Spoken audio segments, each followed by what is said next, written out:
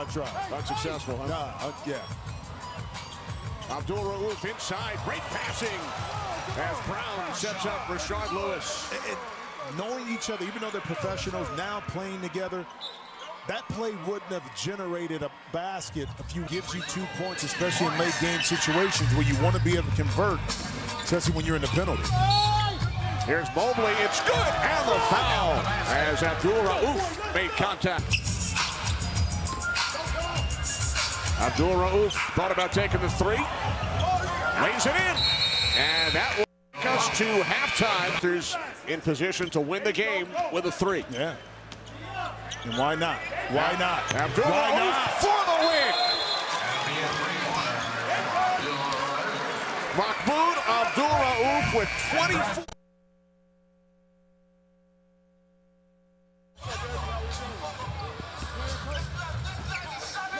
The crowd who's going wild in the background, Jim, as the older, but the competitive nature and the physical play is still going to be there. Here's Jackson driving around Wells. Oh, the reverse.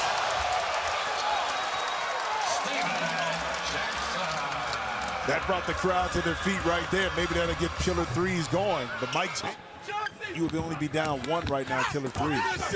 The block by Evans. And then a rejection by O'Neal. Here's Bonzi Wells. Evans, another rebound. Two. Here's James, had it stripped by Evans. That's 2 turnovers right there by Mike James and a 4-point shot. Phillips, foul attempt, he nails it. Bounce till the threes has a chance to win on this possession. Here's Phillips for the win.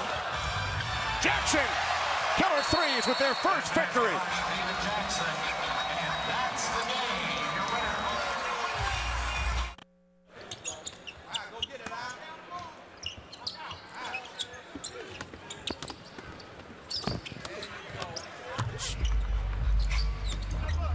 Here's Davis setting up Johnson.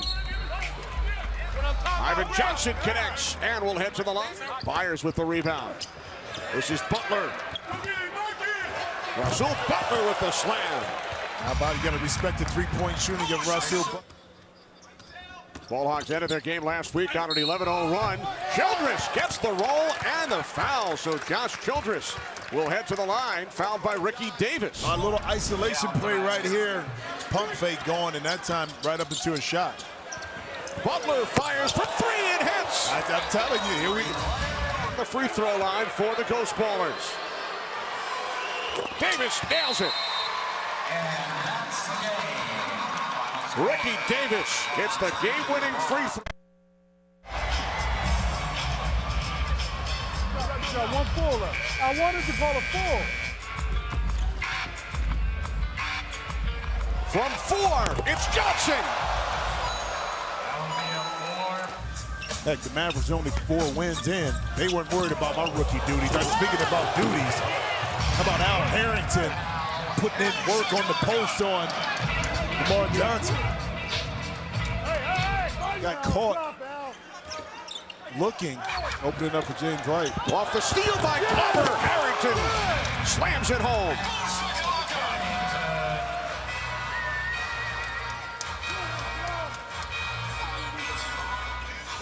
First team to 20.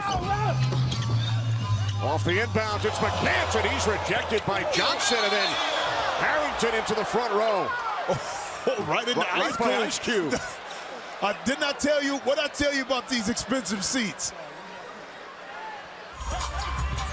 All you need is 2. All you need is 2. That's 3 games in a row.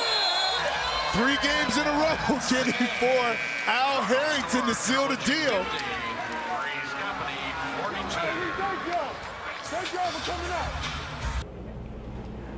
Good evening, everybody. How's everybody doing, man? This fine evening. Octavia, how you doing? Cardell? Don't know. Good. Feels good to be back. It does. It always feels good to be back in studio, man. So much has happened. I'm gonna take a page of Octavia's book. How's it go? So much has happened in the last week. You know, we're gonna catch up tonight. But in case you guys been following along on social media, to which we truly appreciate that you already do. If you don't, buddy system. Grab somebody, tell somebody, let them know. Tune in right now. You can watch on Facebook Live right now. You can watch on Twitter. You go out on DCTV. There's very many options. That being said, we watched some Big 3 highlights. Yep. Cardell, I know you're excited. You said you finally got a chance to watch some Big 3. Yeah, I was You know, busy, man. I got blessed the last couple Mondays got a chance. Well, not last night, but I saw the first 2 weeks on Monday night when it aired on Fox Sports. Shout out to them for press releases and highlights and such, making things easier. Y'all want to share your first impressions of the Big 3 before we get really going with tonight's show? Well, I mean, I'm kind of like Cardell. Like, I've been so busy that it's been hard for me to catch it. But looking at the highlights, I see I've been missing a lot. So I'm just excited that it's something like this. It's something new, you know, that they're doing, you know, for people that still want to play, of course.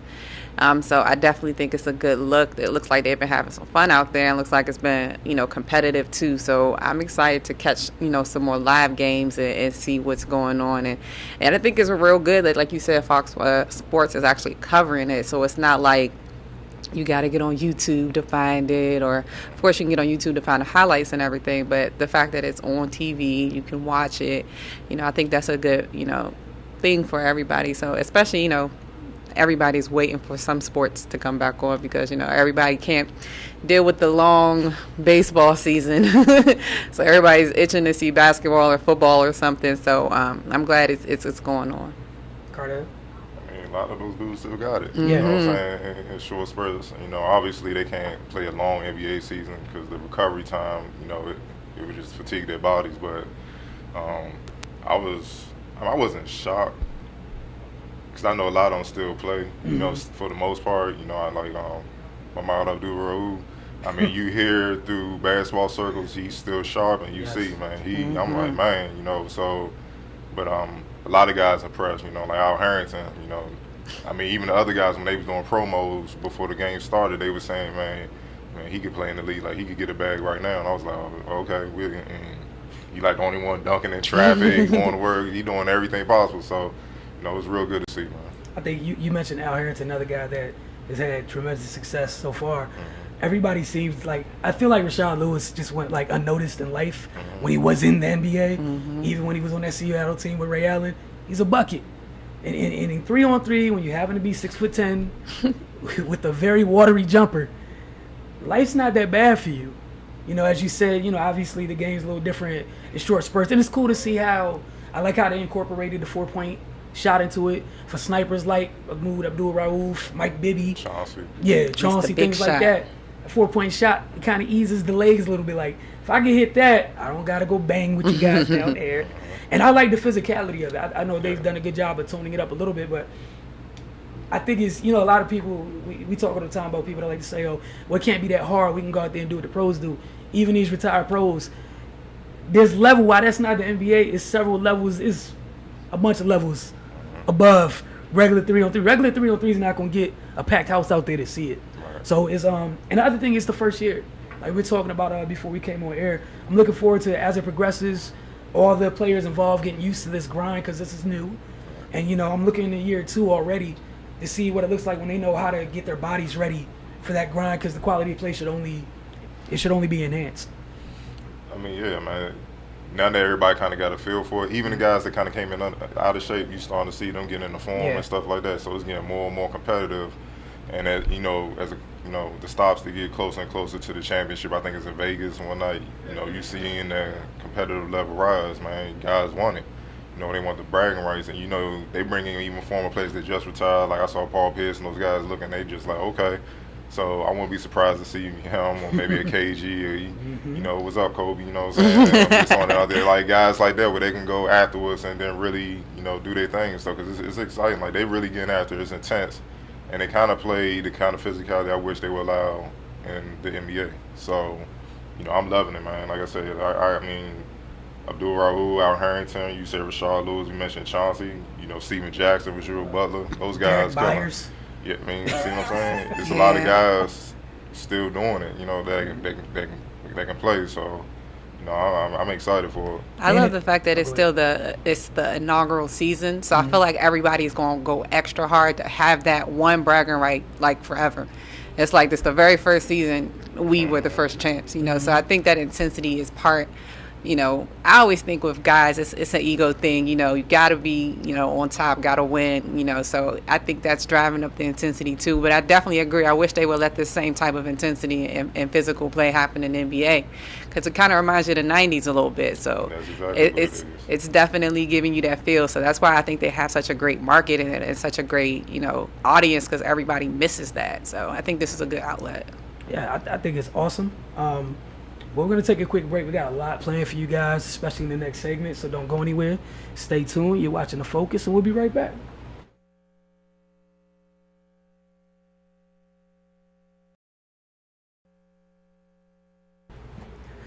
Hey, guys, welcome back. Yeah, we don't like to take, long breaks because there's a lot to get through.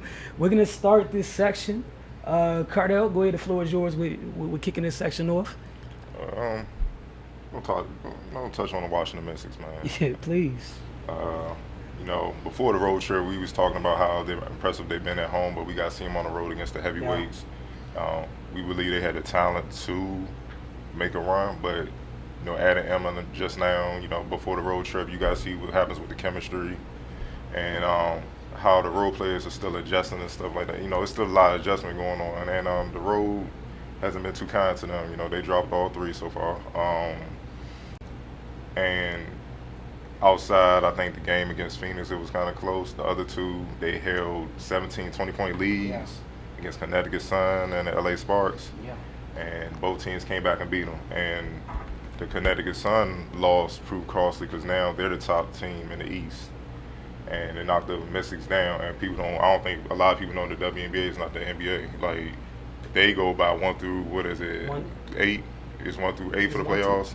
Yeah, I think it's 1 through 8. Yeah, so it's not conference seeding. It's the entire league seeding for the playoffs. So if you lose a couple games, you could be out of the playoffs even though you might be 3rd in the East. Because the West might be so strong. This is how it works, which is what I like. So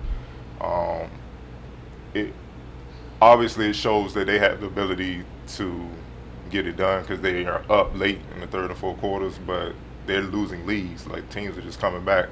And one thing that I'm looking at is the inside, the post presence inside defensively. They've been getting eaten alive by the post from the Sparks. By Brittany Griner went off for like 30, 15. 30, 15. And it's hard to stop that.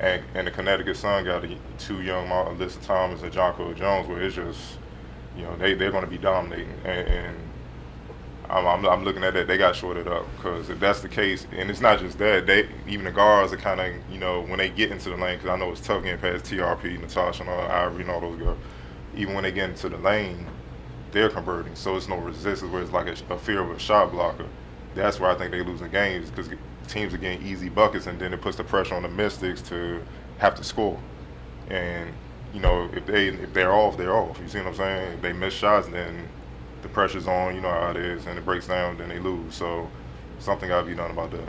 Yeah, and to piggyback off, I agree with everything that you said, and I think one thing that might be understated, obviously not by you, we talk about this a lot, is just how important that chemistry is, especially when you're losing leads, because that trust has to be there in every facet, especially as as you were just sharing about interior defense. That trust that the guards know if they do get by, that rotation is crispy. If it's a little bit late, these are professional basketball players. Those are floaters, those are layups. You're playing those types of bigs. Right. It's worse. And nobody likes it when, it's one thing to be able to score in the flow of something. Right. It's always harder, no matter who you are, no how great you are offensively, to have to score. When you're in that type of situation, added pressure, sometimes those sets get a little harder to run. Right. The defense, again, teams are fighting desperately to get back in games. You got to have that same veracity that they have to close things out. And that's why, we talk about in the NBA and the playoffs, sometimes it's so hard for teams to finish things off. Like, you can go up 3-0, go up 3-1 real quick, but that fourth takes forever. Because they get everybody giving you maximum effort. Everybody. The 12-man on the bench coming in, he balling like we saw with the Wizards series. Kelly O'Neill looked like Larry Bird that last game. And he got $50 million off that. And let's be for real. I mean, I know he was hooping period, but that game really okay, we can trust him because he did it in the playoffs, man. And when they needed him too. Exactly. So that's pretty much how it is in the 4th quarter. And pressure bust pipes too. So, everybody responds different. It's different on the road where the calls they might got at home not gonna get on the road. So they got to shore some things up. One other thing I'm also looking at with the games, Deladon is Deladon. We all know that. But I think they rely too much on her to finish teams off. Like, and I know the Mystics are better than that because we've seen it in the past. Yes. You know, where before Deladon was even a thought, they could take the ball, win games and stuff. I think they just got to kind of, you know, when teams are focusing on Deladon, don't be afraid to do you. You know, because that will make them more deadly as they move on anyway. Because like who gonna get it? Is it gonna be Deladon? Is it gonna be Ivory? Is it, you know, Christy Tall? Who, like, you know, pick your poison. Emma, you know, pick your poison. So, I mean, no, they got some things they need to clean up. Like I said, the encouraging part is they've been in the game, but they can't keep losing too many more of these because it's about to be August soon. No, they can't. They're 5th right now after being 3rd for much of the year. The only saving grace in this is that, like the NBA, the East has been so bad that you're still in playoff contention right now because I think the top 3 teams are all Western Conference teams. But, again, like right now, the Mystics haven't struggled with the Eastern Conference teams. And, again, to get to where you want to go, you were up 17 on the champs. You got to finish that off. You know, and when you were talking about, you know, relying on Deladon, I think it's not the same thing, but it's similar into where I think sometimes, like early in the year, it took Golden State a while to realize that we can still be us regardless of Kevin being here or not. And I think, again, I feel like that's what you're saying for them is understanding we're more dangerous if we continue to be aggressive. Don't just rely on it. If we're all aggressive, we can keep these leads. We can put them away. And I guess the other thing where I feel like I still feel confident in them is they have one of the best coaches in the league. Right. They're still going to figure this out. There's still time. But definitely alarming the road woes.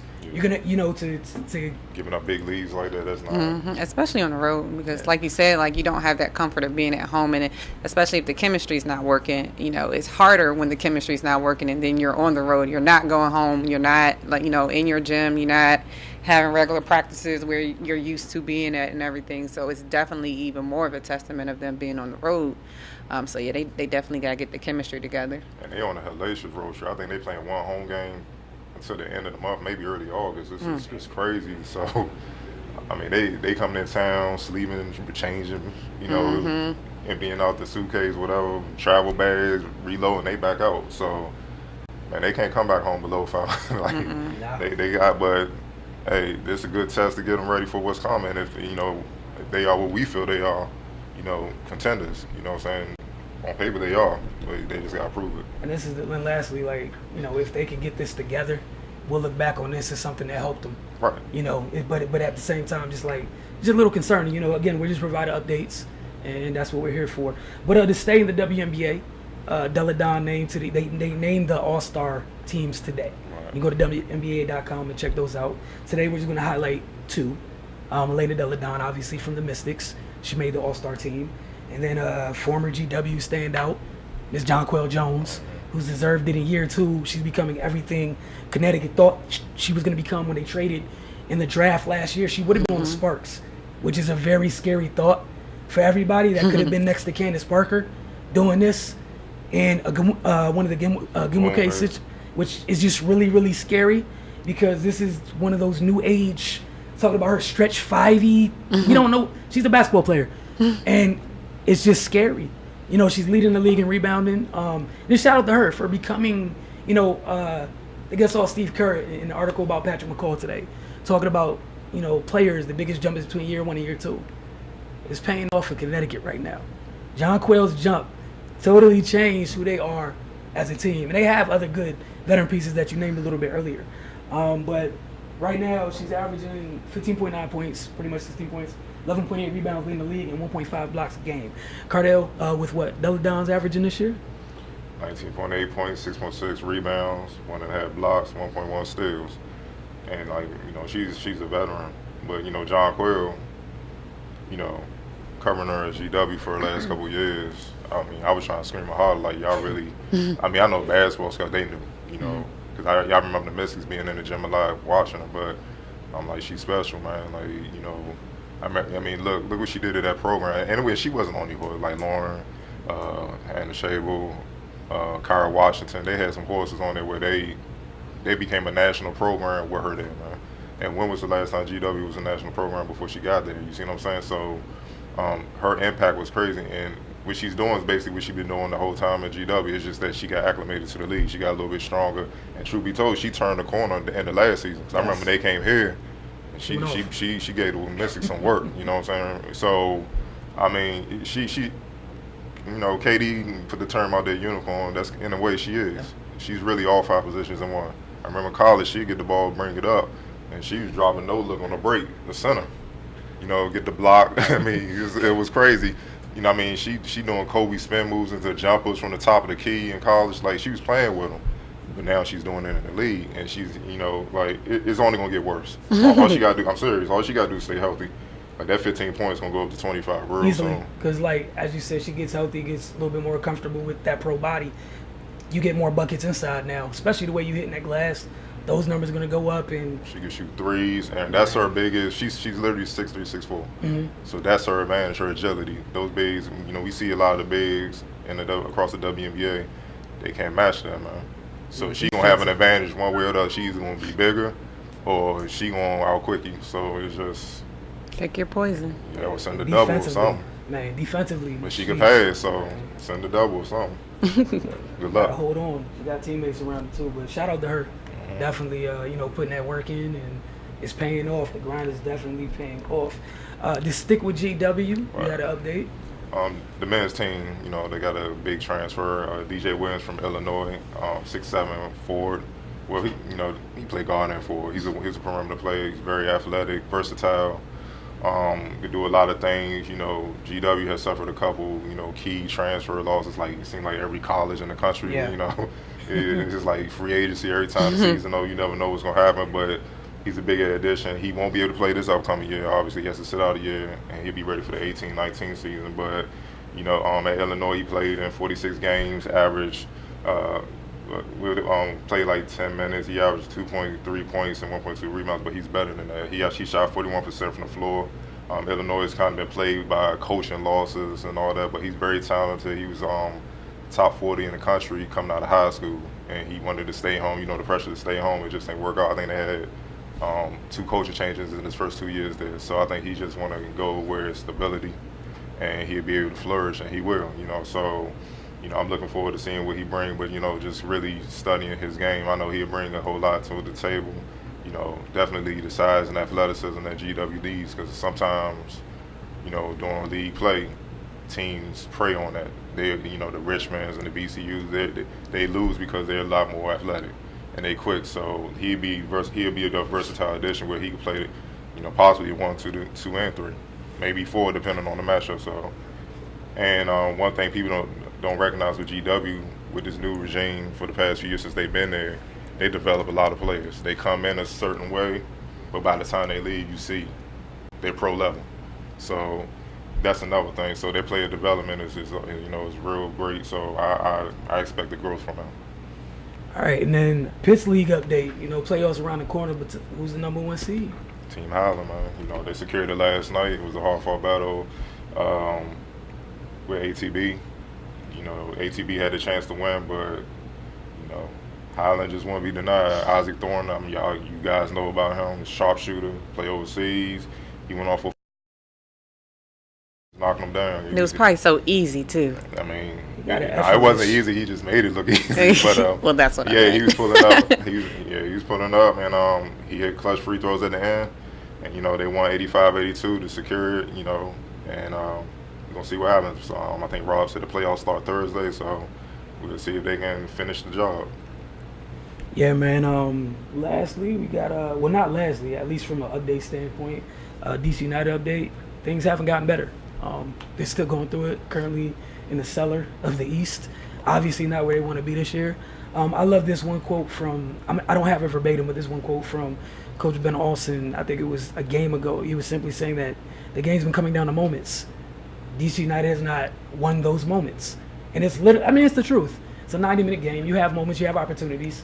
They haven't seized those opportunities. You know, whether it's having a point-blank chance on goal and the touch is wrong. That costs you. When you're struggling, you know, in other sports too, when you're struggling, sometimes the smallest little detail, it gets you right and gets you out that slump. They haven't been able to bust this slump. It's been pretty bad. There are some issues personnel-wise that they probably will address, and I've shared this before in the transfer window. You know, it's now July. It's pretty much here, so I'll keep you guys updated on next week's show to let you know if something's happened thus far. There's one move that may have happened. You want to wait till it's confirmed. But shout out to Deshaun Brown. He joined the team a couple weeks ago. He's probably finally had a week's worth of practice now after a couple weeks, but he scored his first career goal for DC United, which was great. And I like what he brings to the team. Ideally, for those of you who don't really watch, literally they have a really good distributor, a facilitator in Luciano Acosta.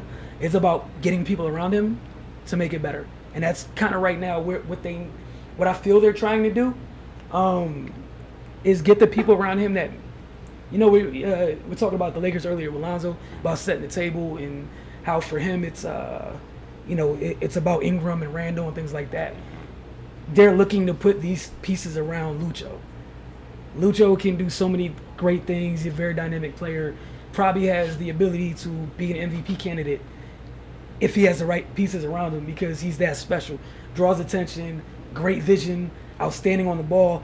But you need not equally as special people, but you need the right fit. The right fit. Mm-hmm. Need those around him. Ideally, you need somebody up front. It's been bad for them. Patrick Mullins has been hurt all year. But I'm very anxious to see what they add in the transfer window because literally their season lies right here. So we'll keep you updated on that. But it's been a rough year for them. And this is a reminder of the last year in RFK. Next year, they start in their brand new stadium over at Buzzards Point. So hopefully they can finish things out right. Mm-hmm. Yeah, you don't want to go out terrible. There's a long season left, but right now they're about 10 points behind. They're 10 points underneath the red line, and the red line is all that matters. So you get 3 points per win. You're at least a 4-game winning streak away. Okay. And that's not counting the help that you might need. So you need to get going. The only good news, the silver lining right here, they got hot last year around this time. But, we got to see if lightning strikes twice. It depends on the moves that happen. That being said, Summer League. There's been so much discussion on Twitter, so many people making so much noise about so many things. It just seems Cardell shake his head. Because, man, this is the thing. We would like to fight you all on Twitter if we had the time. It would be so much fun. But it takes too much time. And as Octavia said, it would be a lot of fun. That being said, we don't have that amount of time in our lives. And honestly, we don't know if it would change anything. Probably so, not. We're going to take advantage of this wonderful platform that we have here. And hopefully try to spend shed some sense, use some sense, share sense, common sense that is, to those out here going hot take crazy over Summer League. We do this every year, but I think the one thing everybody can agree on, it's a special class. Yes. That's what we definitely know. Mm-hmm. I don't think anybody will go wrong with that. It is a very special class. Is it 2003 special yet? We do not know. But it's fair to say it's a very special class. It's a deep class. And this year is going to be fun to watch all these talented rookies across the league over the next couple of years. That being said, you guys' initial reactions, not from the crazy people on Twitter, but just your personal reactions of Summer League thus far. Just what you said.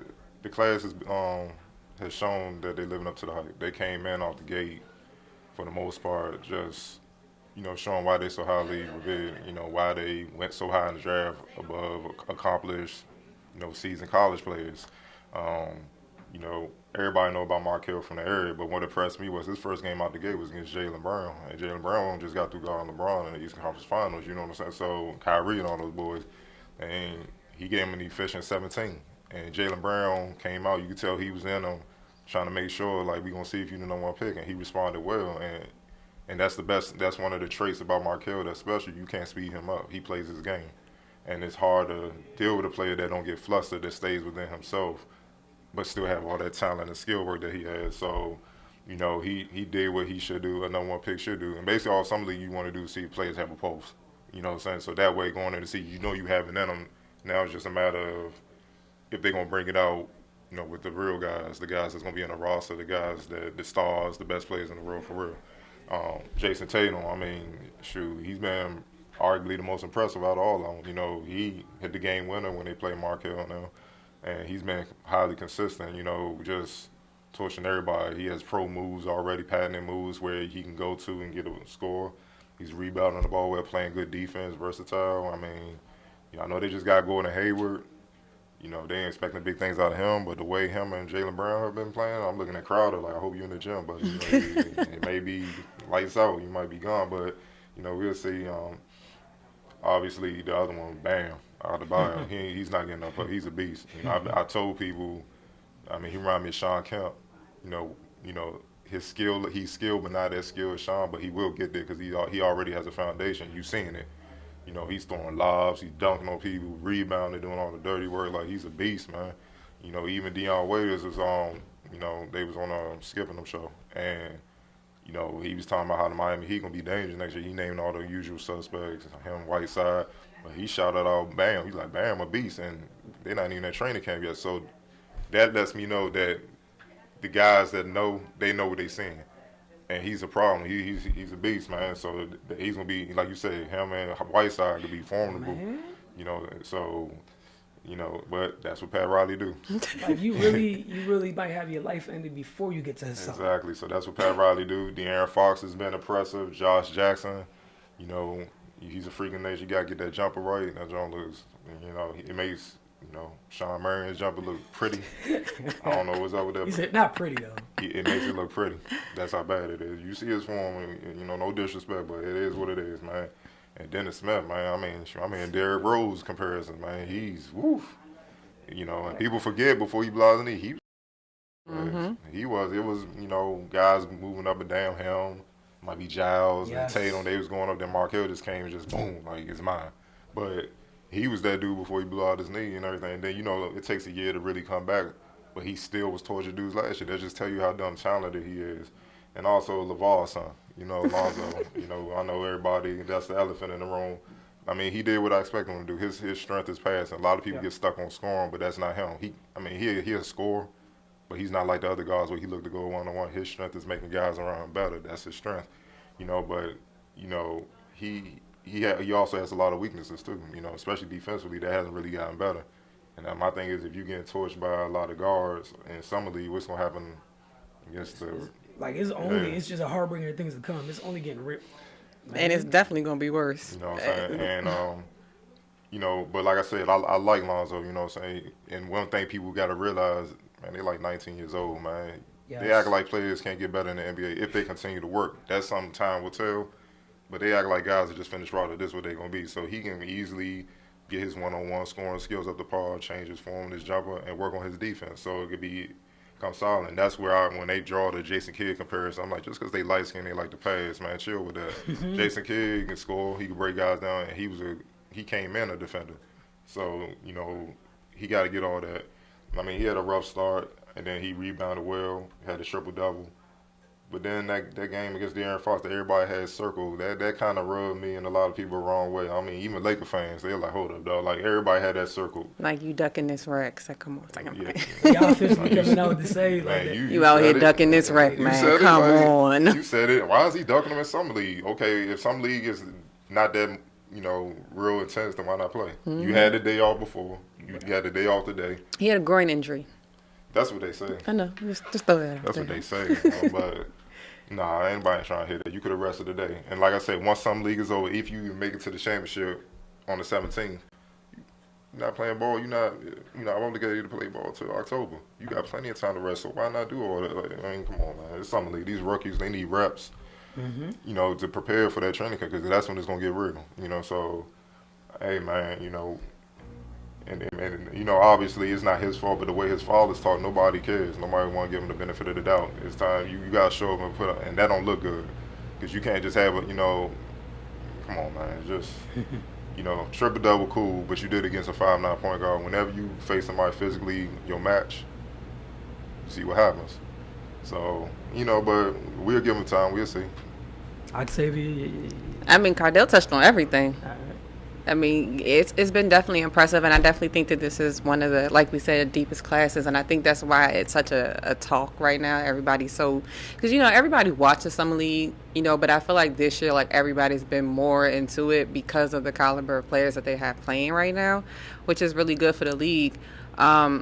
But yeah, like everybody you said has definitely been impressive. I definitely think Lonzo was ducking that wreck. I definitely realized, I was like, hey, they supposed to, okay, they ain't play. That's cool. But like you said, I definitely think a good part of it is the fact that, like you said, they're 19, 20 years old, and, this is their first taste of being in the NBA. So I feel like a lot of people should, take a step back, realize that they are just getting acclimated to this.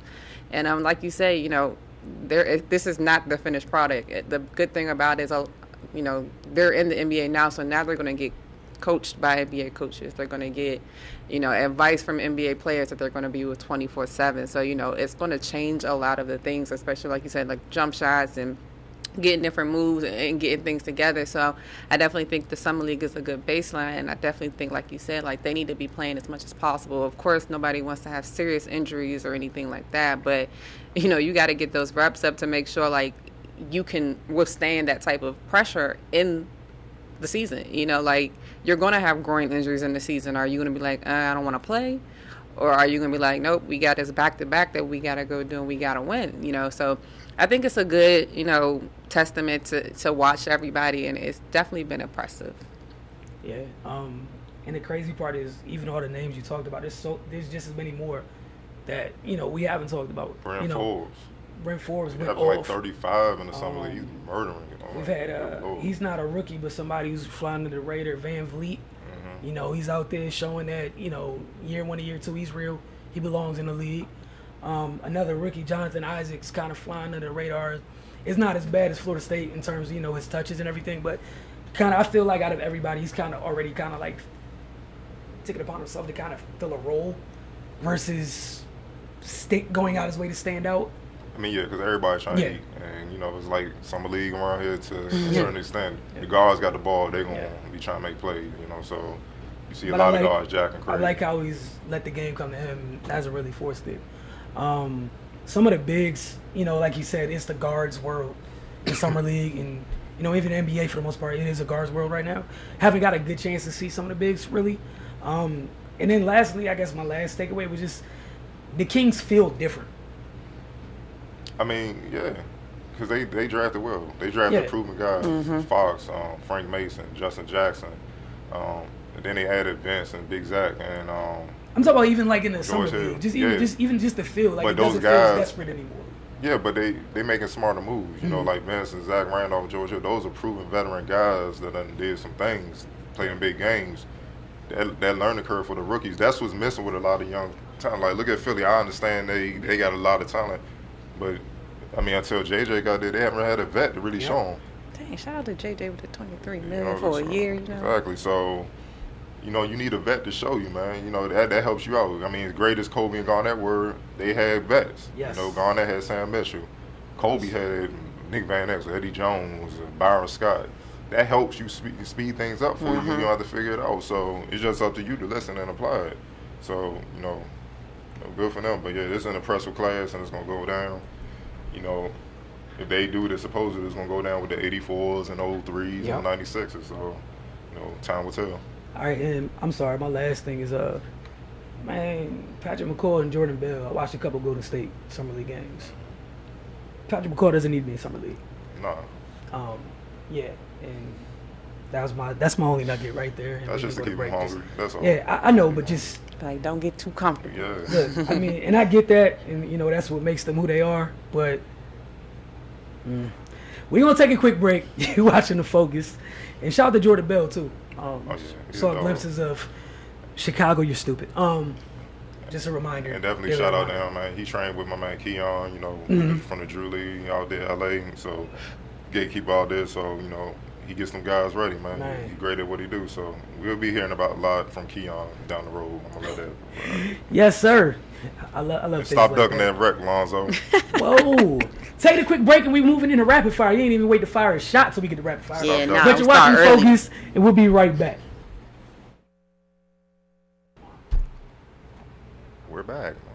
Best part of the show. Everybody's favorite. Man, we gotta get some ominous music right here. Dun, dun, dun, dun. Rapid fire, man. Had a biggie, you know what I'm saying? Beef playing or something, man. Come in, but gonna get started with Money Mayweather, Floyd. Haven't paid taxes since 2015. Asked for a reprieve to pay after the McGregor fight. What's your thoughts on that? Stop it. Stop it.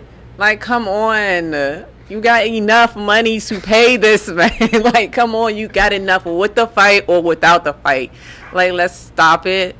Let's just pay them. Like, I wish I could get a reprieve and not pay taxes, you know. But come on. Like, come on. Look at this. Like, come on, man. Like one of those would probably pay. Like, stop it, man. I don't want to hear it. Octavia got it. Just what she said. I don't want to hear that noise, man. She eat the dead zone. Moving on. James Harden signed the biggest extension in NBA history, 4 years, $228 million. Is he deserving? Octavia. Okay, so first of all, 57 mil a year is like ridiculous. Like, we thought it was crazy when Steph got 40 a mil. I mean 40 a year. Looking at that. I was like, I pulled my calculator. I was like, nah, this ain't right. Yeah, Let me see, 220. I couldn't go to sleep. I was like, I need to hit the gym. I was like, nah, man, come on. Like, and don't get me wrong, I think he's deserving of the role that he is for Houston. Right. I feel like the fit that he has with Houston and the success that he's had in Houston and everything that he's brought there, he's deserving of it for them. So if they can afford that, they should give it to him because he's been indispensable for them.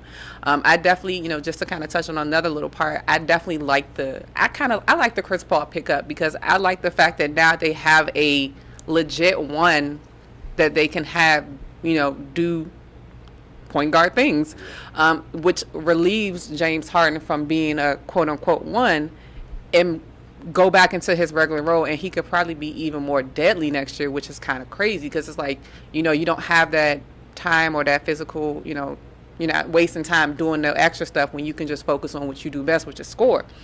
And then, that gives them another defender. Even though they lost Patrick Beverley, you got CP. So, I mean, I definitely think he deserves it for being a Houston Rocket. If it was a different player and a different team, we definitely will be having some more questions. But if you got it like that, I can't hate. He deserved it. Would have got more if it was coming from the team that he got drafted to. Probably. He deserved it. And shout out to CJ McCollum because he was Johnny on the spot. He was like, well, technically it's 4 years, 160, but they're adding it on to the extension. He has 2 more years remaining to extension. And oh, okay. By the way, with it. By the way, CJ McCollum is outstanding. Follow. I like CJ. Yeah. He's very outstanding exciting. follow. But go ahead. I need to follow him. Yeah, he's deserving. I mean, come on, man. Only him and Russell for MVP. He would have been MVP if not for Russell. For like you said, you get what you demand and what the market has. You know what I'm saying? Like, money is crazy right now. We all know that. And that's why when people say max, about certain players, I'm like, that's not a max deal. You talking about max number of years and whatever? Because I'm like, really, max deals like 5 years, 250, and that's reserved for the LeBrons and KDs. That's why they're signing 2-year deals and they're getting what they're getting. They taking less money to help the team, but really, if they wanted to, they can really just shut stuff down, clean up. Like, you see $300 million contract, and they'd be deserving for what they've accomplished. You know what I'm saying? So it's a different era. People need to just get used to it. It's not the same salary cap we grew up on with guys getting $10 million. Like, wow, Then the Shaqs and them were getting 100. Now you got role players getting 100 million, and the star players between 200 3. It's just the way it is. It's just the market. So I'm not mad at the players getting bread because if they're getting as much money, what you think the owner's getting? So, and they're the one out there making it valuable. So I'm like, salute to them. I like to pick up with Chris Paul. Everybody in the uproar. I'm like, guys, they come on, man. Like, they can't change their game. Mm-hmm. James Harden is a better scorer than Chris Paul, but Chris Paul is a better floor general than James Harden. So they will complement one another. You know what I'm saying? The only time might get fishy, like James might be slacking on D. Chris Paul not gonna have that. He gonna be pissed. You know what I'm saying? And I like that because he needs somebody to do that. Exactly. Nobody does that to him. So hopefully he does that because I feel like James Harden has the potential to be a better defender. He just don't care. People kill me with that. They can't play both ends. Get out of here with that. Look, if you can move that way on offense, you can move that way on defense. Like, it's the effort, young. He just don't. He's like, why? Exactly. Can't you do it? And Chris Paul's the man in which I like. So we might see James Harden go up a level, but in a different way. Right. So, and then, like I said, they gave the Warriors all they can handle without him. So what's going to happen with him? So, it's going to be fun to see how they come. They just got to get that chemistry right. And like I said, any point guard worth their soul, if you could play make it, Mike D'Antoni's system is the dream for you. So Chris Paul he might do some things and we like, whoa, we thought that was over. So just, stay tuned. So, but I like it, and I think he's gonna do what he's supposed to do. We talked about the rookies, but in your opinion, who's been the most impressive rookie so far? Fultz, Tatum, Bam Adebayo, Ball, Fogg Jackson, or Dennis Smith? That's a tough question right there. Yeah. I'm gonna have to say, and this is, definitely arguable because they all have been amazing. I'm gonna go with Tatum. Like I just like how he fits, and I like how you said he lets the game come to him. He's showing out, and then he's realizing it's not like he's on a team that's at the bottom. He's coming to a team that was the number 1 seed in the East. And, so he knows he has to prove himself if he knows he's going to play. But, he still knows he has to prove himself to his coaches, the owners, the people that drafted him, his teammates. So I think he's stepping it up, and I think he's doing what he needs to do so they know, hey, I'm not here to play. I'm here to help and make sure that, they were not too far off from being in the Eastern Conference Finals. So, you know what I mean. But I definitely think, I'm going to go with Tatum. As much as I want to choose Markelle and Tatum, Bam was just dominant. So I just got to go with the fact that it was just, you did whatever you want, whenever you felt like it. And the only person that could save people were the refs. So I'm going to go with Bam. Yeah, I agree. It was Bam. 26 and 12, 5 assists, 3 blocks that one game. He was dominant. It was just, you don't only see that. Like I said, some of the guards trying to get off. He was eating off, hitting the offensive players. That is true. Lobs, putting them guys in the hustle. He was doing the dirty work and stuff. And like I said, man, playing with Whiteside. That's what's scaring me. Yeah, playing with Whiteside. He's going to take so much attention, but that guy's already ready. And then under Pat Riley, who coached some of the greatest big men ever, Shaq, Ewing, Jabbar, played with Wilt. He knows exactly, come on, young. Lonzo going to be in there. So, I mean, he's been most present. A close second, but yeah, Bam's been a man child. He's ready. Let's get the regular season started. So I'm excited to see what he can do. T Wolves added Jamal Crawford, Jeff Teague, and Taj Gibson. Yep. Are they a top 4 seed in the playoffs on paper? On paper, they're 5 for me on paper. Just because you guys just finished talking about Houston, so I can't knock them out, right? San Antonio would be 2. So that's, who won, San Antonio 2, Houston 3. And then who else? I mean, Utah lost Gordon. Okay, Utah did lose Gordon. The only reason I might put Utah above them on paper, where they ranked defensively last year, because Rudy Gobert's still there. And I know they lost Gordon, but I think they're further along defensively than Minnesota is. We just don't know yet because we're just technically talking about on paper. So on paper for right now, I'm not going to put the Wolves there. Now, if you ask me closer when we get to doing our season preview, I promise you my answer will change in a couple months. I promise you that. I'm a agree though. I think they could be. I think it's a toss up between 4 and 5. I think, like you said, on paper because they got so many veterans now. I mean, I always think veterans it helps so much. It speeds the learning curve up. So I definitely think it's between a 4 and a 5. I can see the 4 though. The only other team that I could possibly think of is if OKC gets it together with Paul George being there now. If something just miraculously happens, but they still got Russ. So it's real tight. But I mean, it's a complete upgrade. I definitely think they're gonna be right there in the mix, and they have the potential to even be a little bit higher if it does work out, if it meshes well and the chemistry is there. Yeah, I think they're the 4th seed. Obviously OKC's right there with Paul George, but I don't think they're as deep. You know what I'm saying?